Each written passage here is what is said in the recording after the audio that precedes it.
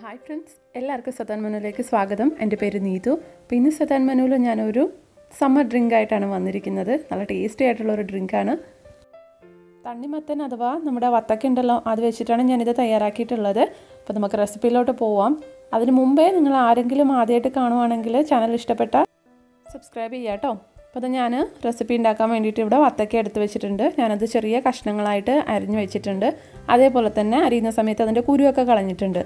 അപ്പോൾ കുരു കളയുകയാണെങ്കിൽ നമുക്ക് ലാസ്റ്റ് ഫിൽറ്റർ ചെയ്യുന്ന സമയത്ത് കുറച്ച് ഈസി ആയിരിക്കും. അതേപോലെ നമുക്ക് ഫിൽറ്റർ ചെയ്യാതെ നമുക്കിത് കുടിക്കാനും പറ്റും. അപ്പം അത് നിങ്ങളുടെ ഇഷ്ടം പോലെ കേട്ടോ. നമ്മൾ കുരു കളയണമെന്ന് നിർബന്ധമൊന്നുമില്ല. അത് നിങ്ങളുടെ ഇഷ്ടം പോലെ ഒന്ന് അഡ്ജസ്റ്റ് ചെയ്ത് കൊടുക്കാം. അപ്പോൾ ഇതിന് നിറയെ ഫൈബർ കണ്ടൻറ്റൊക്കെ ഉള്ളതാണ്. ഫിൽറ്റർ ചെയ്യാതെ കുടിക്കുന്നതാണ് കുറച്ചും കൂടെ ഹെൽത്തി.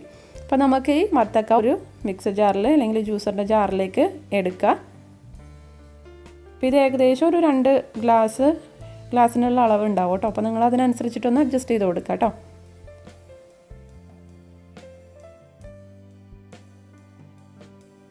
ഞാൻ ഓൾറെഡി ഇതിനകത്ത് വത്തക്ക വെച്ചിട്ടുള്ള ഒരു ലെമണേഡിൻ്റെ റെസിപ്പി ഞാൻ അപ്ലോഡ് ചെയ്തിട്ടുണ്ട്. അത് നിങ്ങൾക്ക് താല്പര്യം ഉണ്ടെങ്കിൽ കാണാം കേട്ടോ.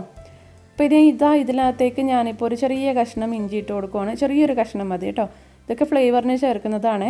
അതേപോലെ തന്നെ ഒരു 2-3 പുതിനയുടെ ഇലയും അധികം ചേർക്കാൻ പാടില്ല. അധികമായിട്ടുണ്ടെങ്കിൽ ഒരു കയ്പ്പ് ടേസ്റ്റ് കാണും.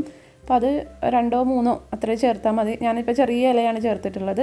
അപ്പോൾ നിങ്ങളിത് ചേർക്കുമ്പോൾ ശ്രദ്ധിക്കുക കേട്ടോ. ഇനി ഇതിനകത്തേക്ക് നമ്മൾ നാരങ്ങയുടെ ജ്യൂസ് ചേർക്കണം. അപ്പോൾ ഞാനിവിടെ വലിയൊരു നാരങ്ങയുടെ ജ്യൂസ് എടുത്തിട്ടുണ്ട്, മുഴുവനായിട്ട് എടുത്തിട്ടുണ്ട് കേട്ടോ.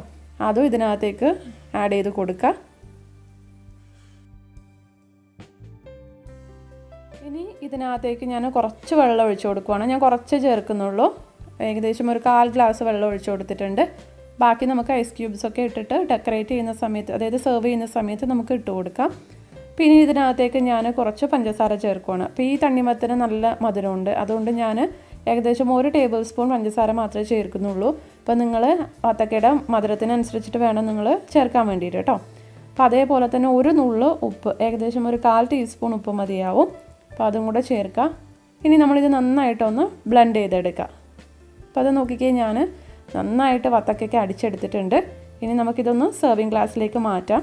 നമ്മൾ ഫിൽറ്റർ ചെയ്യാം കേട്ടോ സെർവിങ് ഗ്ലാസ്സിലേക്ക് മാറ്റുന്നതിന് മുന്നേ. അപ്പോൾ ഞാൻ ഇതിനകത്തേക്ക് 2-3 ഐസ് ക്യൂബ്സ് ഇട്ട് കൊടുക്കുന്നുണ്ട്.